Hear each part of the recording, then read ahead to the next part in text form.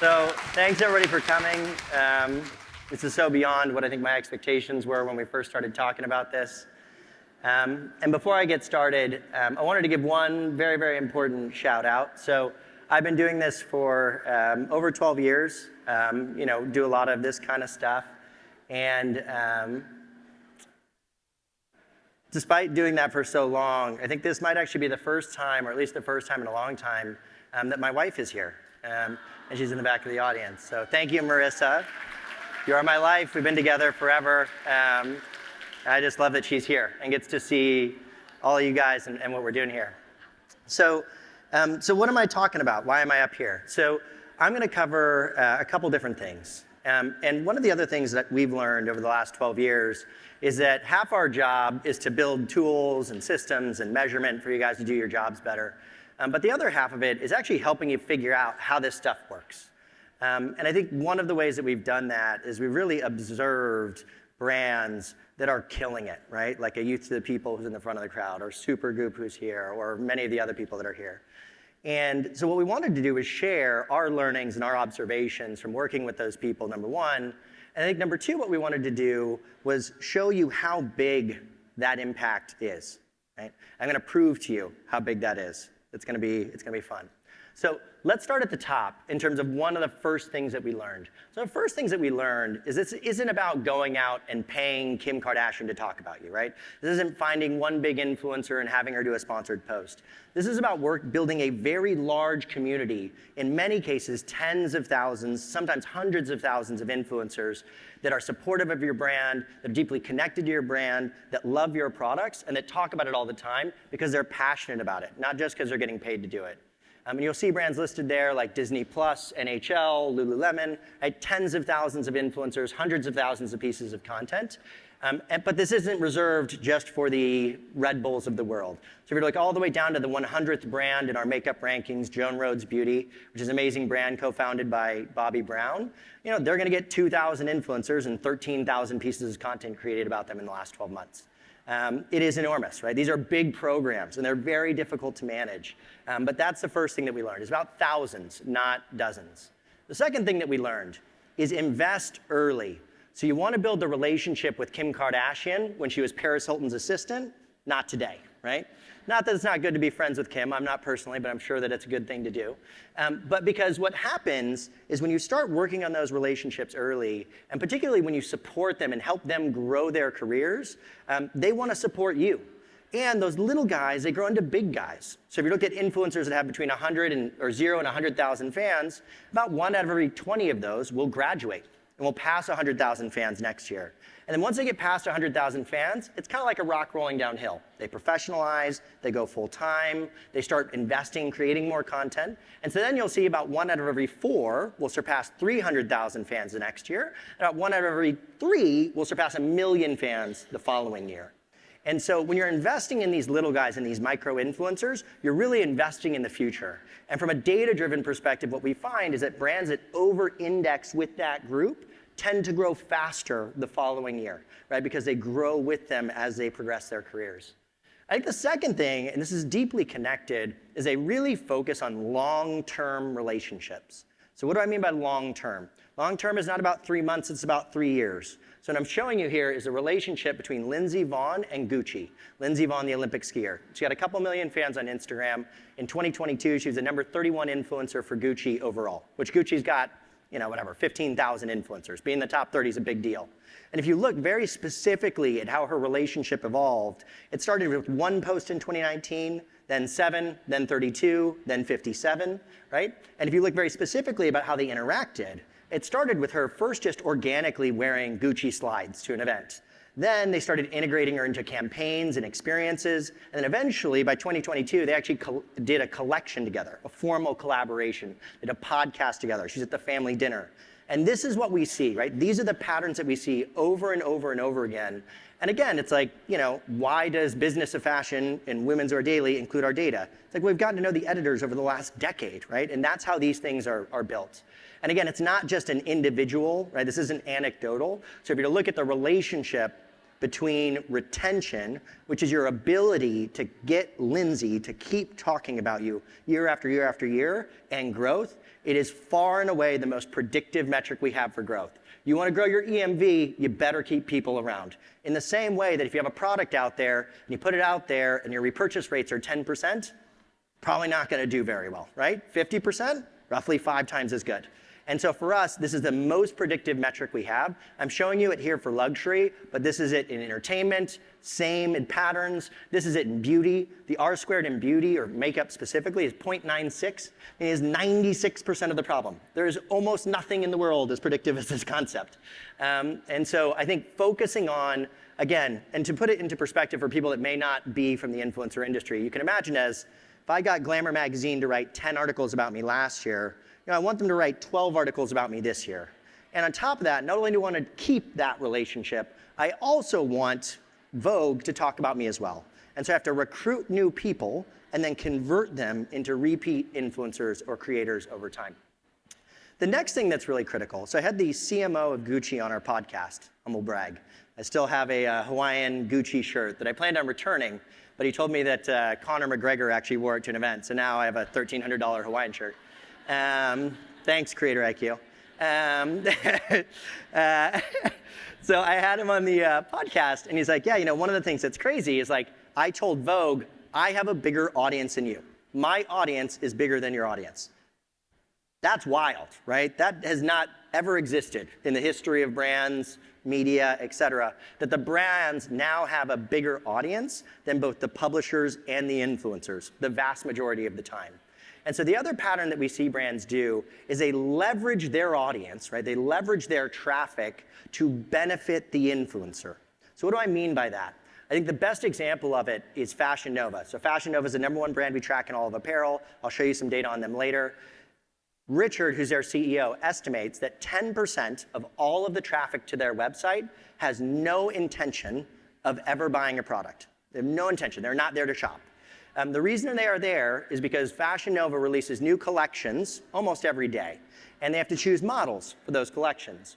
Well, the way that they choose those models is based upon the influencers that talk about them the most. So if you're talking about them all the time organically, they will use you as a model for their upcoming collection. If you get used as a model for their upcoming collection, you're going to gain 10,000 fans. And you go, oh shit, I should probably talk about Fashion Nova. Right? And so the question is, how do you use your audience, whether it's your website, your Instagram page, whatever it is, to help benefit and drive growth for them? Because ultimately, they'll want to return the favor. That makes sense to people? Everybody with me so far? Is this good? Good shit? Okay. All right. So next up, when we first started, it was really about getting to the post. So like, I want this post, I want this influencer to talk about me, and if they do, that's great. I'm gonna make more revenue, get more Google search, whatever it is. And I think one of the things that's evolved is now, that's just kind of the starting point. So now it's like, hey, I've got this great asset, where else can I use it? It's like, oh, I can use it on my product page and it'll increase conversion rates. Or, hey, I can use it in my email marketing and it'll make it more human and, again, increase conversion rates. And the thing that I think is really getting pushed aggressively right now is I can use it in my ads.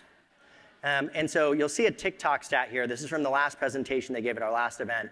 But for creator content versus brand created content, they saw a 5x increase in video completion rate. So people watch the full video at 5 times the rate, and 2x the conversion rate for creator content versus brand owned content. And I'm giving a little bit of a preview here, but Meta, I believe, is going to talk about it later. They've now seen creator content in ads pass brand content in terms of usage. Like, that's how much it's growing and how big of a role it's playing. So I think it's the next thing. And then 2 final things. So what we have observed is that it is almost exclusively an in-house process. It is always an in-house process. There's always a team inside the brand that is managing and owning the relationships with these influencers. And that's critical because, again, if you're working with an agency and they leave, you lose those relationships.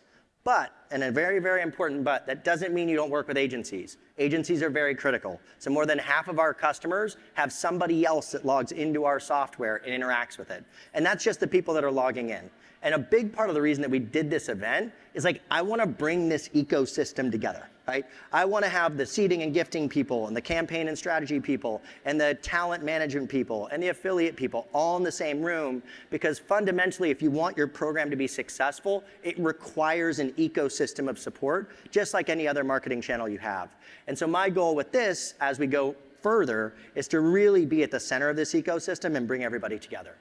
And the final thing is, historically, creator marketing or influencer marketing was very much reserved for the hot up-and-coming indie brands that were willing to be different and change. And I think what's happened is it's very much gotten the attention of the enterprise. We've seen it dramatically on our end, where they're going, oh shit, this is really, really important, but it's a little bit of the Wild West. Like, I have no idea what's happening. I've got, and so if you were to look at Diageo as an example, so Diageo has over 200 brands. It's like Johnny Walker, Guinness, whatever. They're gonna have over 180 countries. So 180 different countries. So each brand, like Johnny Walker, is in 180 countries. So you've got 200 brands that are each individually somewhere between 0 and 180 countries. And each one of those countries is gonna have their own culture, probably their own agency, their own influencers that are talking about the brand in that region. And that is just a mess to manage. And so I think implementing measurement standards, compliance, brand safety, centralization has become an increasingly important topic when it comes to the enterprise folks. Okay, so that's all the learnings. So the question is, why does this matter? Like, again, why is everybody here? Why am I talking on stage? And I think the thing that's happened is that people have deeply underestimated, you like that one, Ashton, it's a good one, deeply underestimated the impact that this is having on brands, because they just don't have visibility. And that's a big part of the reason that I publish, we create content, is to help highlight what is occurring. And I actually think this phrase really fits, which is you know what's cool? $1 million isn't cool. You know what's cool? $1 billion. So let's look very specifically at a piece of content. So this is a piece of content from a guy named Manny Mua. Some of you guys may know this. It's my favorite one. You just can't get this stuff anymore, unfortunately. It got 3 million views, which is a ton of views. The number in the middle is the one that should stand out. So people spent 54 years watching this one 7-minute YouTube video. That is, I'll repeat that, 54 years. 5 decades were spent on this one single YouTube video. And this is not a statistical anomaly. This is very common for a post of this size. And to put that number into perspective, that is half the watch time of a Super Bowl ad. If you wanted to buy a Super Bowl ad, it'll get you about 100 years of watch time. And a Super Bowl ad will cost you $7 million, right? This, very importantly, didn't cost Wet n Wild anything. This was organic content. He's talking about the brand because he loves it and because his audience is interested in it. And additionally, you really have to think about who's following an influencer online. So as an example, to use my lovely wife, right? I don't think she follows the makeup bloggers quite as much, but she was really into running. And so she followed Hungry Runner Girl, the single mom who went out and ran marathons and such. And so what happened was when people needed advice on running, they would go to my wife because she was the one that followed the bloggers on running and knew all the shoes and all these kinds of things.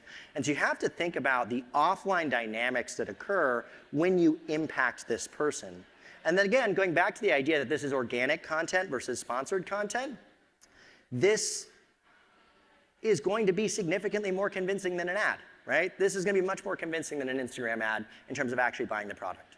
And so when we look at the actual, so that's the content. Boy, that is the content. Let's look at the actual brands themselves. And I'm going to start at the top of the top of the top, right? So this is Amazon. Amazon is the #1 brand we track. It's going to not be very relatable, but we'll get there. Is the #1 brand we track in any category when it comes to influencer marketing. They have had $21 billion in EMV generated in the last 4 years. To put that into perspective, that would be like buying every single Super Bowl ad, so it's 100 per Super Bowl, 7 million each, every single ad between now and the year 3,436. It's 1,400 years of Super Bowl ads combined. That is how much people are talking about Amazon, how much time people are spending on Amazon's content. It is so unfathomable, so fucking unfathomable, pardon my language, that it's just hard to even understand, right? And I think this gets to very specifically how we measure this. And again, remember I told you I was going to prove to you that this was having a really big impact. So if we're to look at Amazon very specifically, there's this concept that's very common in marketing, which is the number of people talking about you should be roughly equal to the number of people buying you, right? So your market share should be equal to your share of voice. And when those two things are out of whack is when you actually see brands grow. So as an example, Amazon had 70% of the share of voice versus their competitive set. And you can imagine what Amazon's competitive set is. It's the biggest brands in the world, right? But they only had 30% of the market share. So they had way more people talking about them than buying them. And what you found was that corrected itself very quickly, right? It started to correct itself. So from 30% market share to 40% market share. And again, these are the biggest brands in the world. So if you look at the actual numbers, over the last 4 years, Amazon has increased their annual revenue by $300 billion, $281 billion. And again, 10% market share within that group is wild. But Conor, this is just Amazon. I'm not Amazon. So let's keep going. So next up, we got Skims. Skims was launched in 2019. It's a shapewear brand with Kim Kardashian, or co-founded by Kim Kardashian. Started out at number 174, then number 37, then number 18, then number 10, then number 8 in terms of our rankings of all apparel brands. It passed Victoria's Secret, Lululemon, Ralph Lauren, Levi's, Supreme during that time. Hit a $1.6 billion valuation in 2021, $3.2 billion valuation in 2022, and is now at a $4 billion valuation in 2023, doing $750 million in revenue, right? And if you look very specifically at their influencers, have close to $1 billion in EMV during that time across 36,000 influencers and close to 200,000 pieces of content. But Conor, that's Kim Kardashian. I'm not Kim Kardashian. I don't have Kim Kardashian in my brand. Let's keep going. So we got Prime. Prime Energy Drink was co-founded by Jake Paul, the very well-known YouTuber. It passed Gatorade, which is the #1 brand it's benchmarked against in 2022 in EMV. It is now growing at 390% year over year. In its first full year in business, it did $250 million in revenue. But Conor, that's Jake Paul. I don't have Jake Paul. Barbie, $1 billion in EMV in a single month, has done $2 billion in EMV year to date. It is the #1 #1 movie by box office sales in Warner Brothers history, the #1 movie in box office sales for a female director of all time. Mattel's market cap jumped almost $2 billion, generated, I think, close to $200 million in Barbie sales. EMV is up 700%. Alo Yoga, from number 15 to number 10 to number 8, hit $1 billion in revenue this year, growing 32% year over year. Again, past Lululemon, past all these brands. Being the top 8's a big deal. Okay, let's look outside of it. Those are all female brands. Look at male brands. Major League Baseball is the fastest growing sports league that we track today. Their EMV is growing 96% year over year, over $1 billion in EMV. Very specifically, we looked at buzz in 2022 versus ticket sales in 2023. Buzz is 7 times more predictive than whether or not they are winning games. So at the time we looked at this, Houston Astros were not good at the time, right? But they were still selling out. And so that's baseball. Let's look at Naturium, right? We haven't even hit beauty yet. Naturium just got acquired for $355 million by e.l.f. You can see the chart there. It's a pretty good chart. I want my charts to look like that, right? 4 years post-launch, $355 million. Then we got Fashion Nova. We'll leave the best 2 for last. These are my 2 favorite. So Fashion Nova is the #1 brand we track in all of apparel. They do 2 times the EMV of Nike. Nike, right? Fucking Nike. Pardon my language. Nike. Again, however many, $13 billion in EMV across however much content. #1. Their revenue is estimated to be somewhere between $1 and $4 billion. Richard, their CEO, is very secretive. It's hard to figure out what these numbers are, but I'm guessing it's $4 billion. It's somewhere between the 2. And again, proof is in the pudding. He just bought the 1 fairly recently, which is a $141 million mansion at auction. So he's doing something right. I don't know how much money he's making, but he's making enough to buy the most expensive house in LA. So pretty good, all right? Look at another one. We got 2 more. Actually, I was wrong, not 2, 3. Celsius. Celsius valued at $13 billion in the public market. Their revenue is growing 96% year over year. They just passed Coca-Cola in EMV. That's a pretty well-known brand. And they are closing in on Red Bull, which obviously most people know Red Bull is pretty good at this stuff. And then finally, my favorite for last, Rare Beauty. So Rare Beauty was co-founded by Selena Gomez. They are the #1 brand we track in all of makeup, both in the US and globally. They're growing 91% year over year. They are rumored to have hit $300 million in revenue this year, doing close to $100 million in a single product line, which is their blush. And again, their revenue is supposed to be growing at 200% year over year. Obviously, Selena It's the #1 female influencer in the world by follower count, right? But I think what's really missed as part of this discussion is the team that is running this and the size of the influencers that are supporting this brand. So the team that's running this is the same team that co-founded took NYX Cosmetics and sold it for $500 million. So CEO, CDO, Chief Product Officer, all come from that heritage. And again, where that becomes really critical is they brought those relationships with them, right? They've been building relationships with influencers for 10 years. So when you put that together with someone like Selena, that's when you get fireworks like this. My prediction on this is this will be the largest acquisition in the history of the beauty industry. I think it'll be a multi-billion-dollar acquisition. It is the fastest growing brand we have ever tracked. And again, I think that I love the team there as well. And so with that, I hope that helped to prove to you guys the impact. And then my team is going to kill me, but the most important part about this, every single one of those is a client. So you can do this. We can do this. Now, obviously, they are the ones doing the hard work, but we can help you do this. This is how you do it, all right? Anyways, I hope that was good.